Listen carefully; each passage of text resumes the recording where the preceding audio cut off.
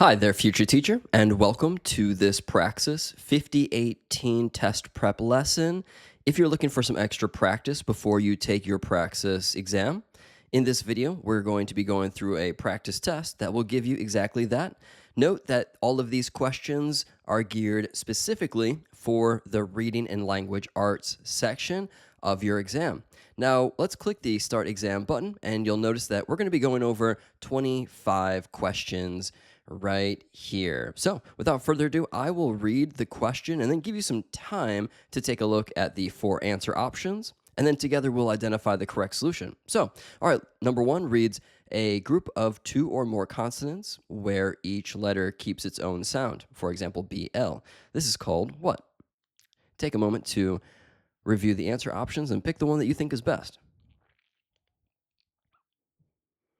All right, the best solution here is consonant blend. We can recall that BL is a consonant blend, and a consonant blend is where each individual sound of 2 different consonants is still heard. So when we take the B and L, kind of like in the word blend right here, we can still hear the B and L. Whereas if we take 2 consonants like SH, those combine to make one single sound. All right, let's move on to question number 2. This one asks, which cueing system is a reader using when they ask themselves, does that make sense?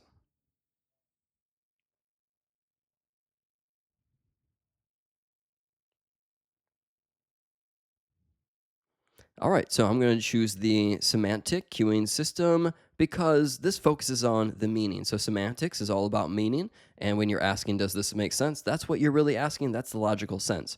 All right, let's move on down to question number 3.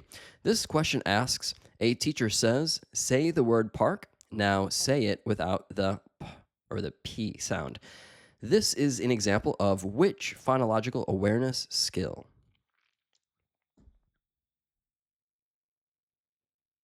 Did you choose deletion? Because deletion involves removing an individual sound from a word, kind of like taking the word park and then dropping the P, and then now we have arc. All right, so that's deletion. All right, nice job so far with this. This question number 4 reads, fluency acts as a bridge between decoding and what other crucial reading skill?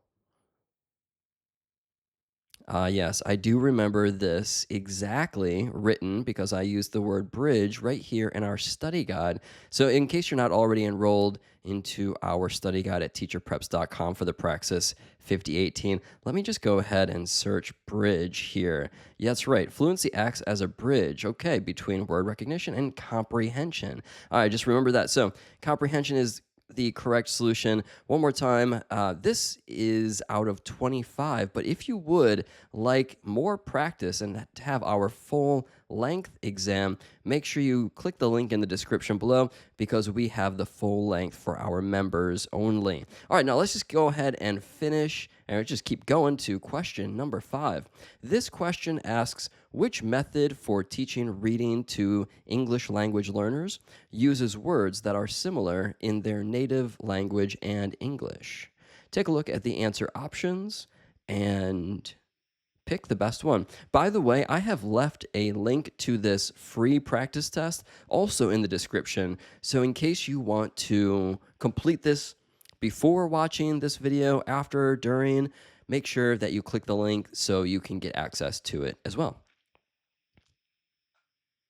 All right, let's see here. Leveraging cognates. Now, remember, cognates are words in different languages that share a similar meaning, similar spelling, and oftentimes similar pronunciation, which these help in learning English. So if, for example, we have in our classroom a native Spanish speaker, we can use some of the Spanish words that are very similar with English words in order to teach them those words in English and build off using their background knowledge and using their what's called L1 or primary language. That would be cognates. All right, moving on to question number 6.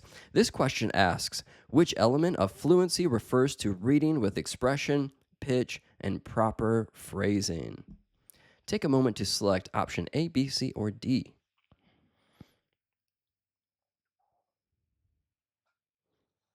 All right. Recall that prosody is the component of fluency. Remember, fluency has three components, that's accuracy, rate, and prosody.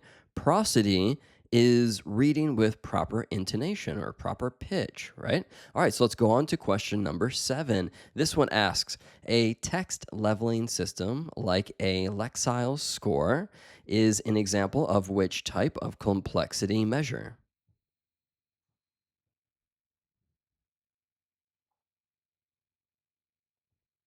Which one is it? All right. So quantitative measures using formulas based on factors like sentence length and word frequency in order to assign a numerical or number score to a text. And that's what we're going to be looking at for this one. So, question number 8 looks like we have a fill in the blank is called blank. All right. The strategy of having students read a short passage multiple times to build fluency is called.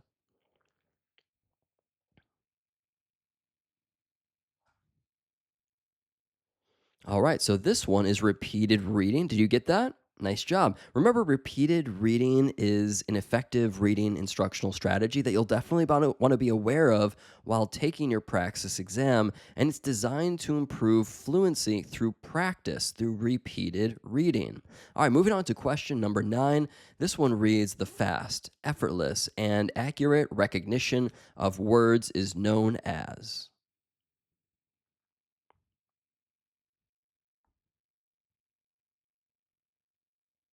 The correct answer would be automaticity.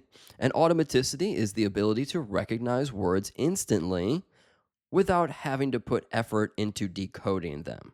All right, moving on to question number 10. This one reads, high utility academic words like analyze and establish belong to which vocabulary tier?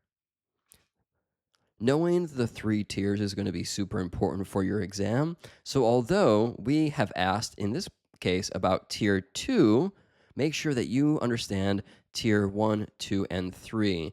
And if we just, let's see here, go back over to our study guide and take a look at the tiers, our study guide has a clear table. So, in case, if you're not familiar with these three tiers of vocabulary, definitely pause the video here and take a look at the definition and then example words. These are going to be crucial for your understanding in order to pass on test day.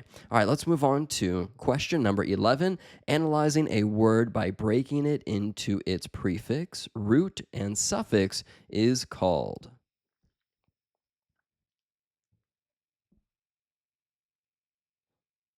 The correct response here is morphemic analysis, which is the study of morphemes. And in case it's been a while, remember that morphemes, these are the smallest units of these smallest units of meaning in a language. Now, these, morphemes, these are the prefixes that come before words, the suffixes that come after. So prefix is like unhappy. Un is the prefix, happy is the root. Suffix might be like unmanageable, and able is the suffix. All right, so let's keep this going. Question number 12 asks, a reader stopping to reread a confusing sentence is using which comprehension strategy?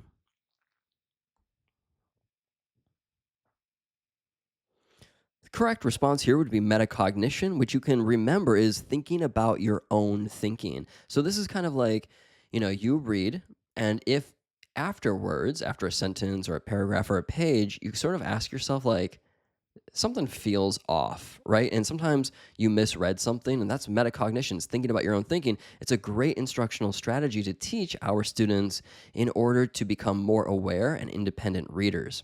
All right, let's move on to question number 13. This one states, understanding information that is right there in the text is an example of.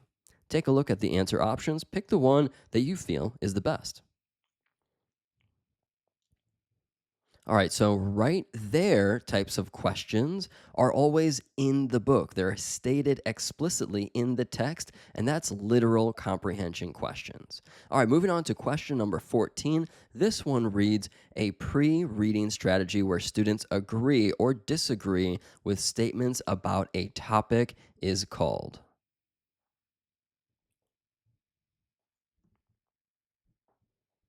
The correct response here is the anticipation guide, which we might use as teachers in order to activate our students' prior knowledge and then really just spark their curiosity on whatever unit or lesson that we're teaching about.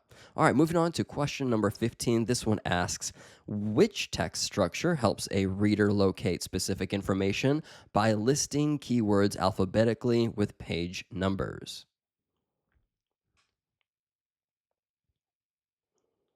The correct response here would be an index, which is typically found at the back of the book.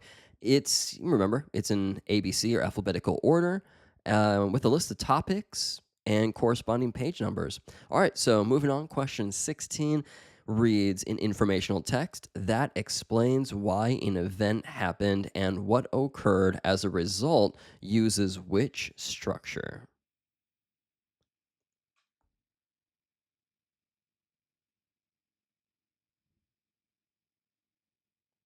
So the cause and effect text structure is used to explain the reasoning or causes as well as the results, the effects in an event. All right, moving on to question number 17. If you're sticking around, remember that every single question that you get more example and exposure to, you have a better chance of passing. So let's stick with me until the end to give you all the practice that you can get. Here we go. Number 17 asks a piece of writing that aims to convince the reader to agree with a specific point of view is what type of writing?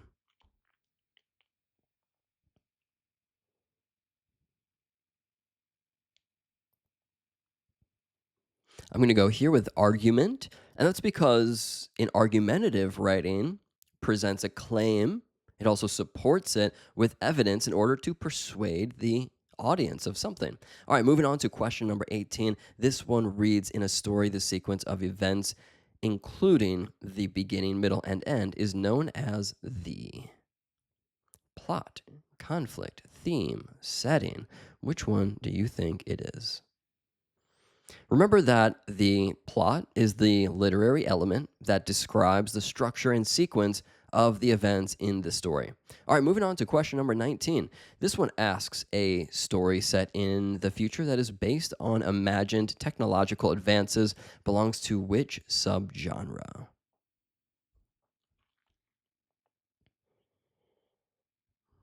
Yes, I also these all come directly from our study guide, but some of them I just remember a little bit more than others. Let's see here. Mystery. Yep. Right here they are. All right, let's go back. All right, so this one in particular, though, is science fiction. Remember, science fiction is, usually in the future, this technological advances, usually some like flying cars and things like that. All right, let's keep moving on. Question number 20. The pattern of stressed and unstressed syllables in a line of poetry is its what? Fill in the blank.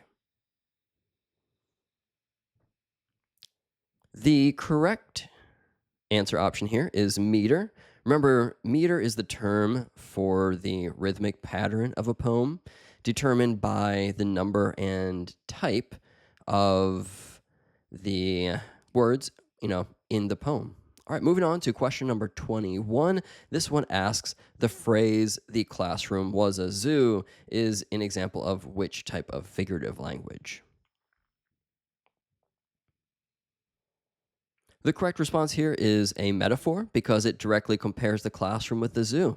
All right, let's keep this going. Question number 22 asks, which graphic organizer is best suited for organizing the similarities and differences between two topics? All right, if we're using two topics, I'd go with the Venn diagram. Remember, these are the two circles and they overlap and they have a center circle showing the commonality in the center and the differences in the outside. Moving on to question number 23. This one asks, a textbook that analyzes historical events is an example of which type of source?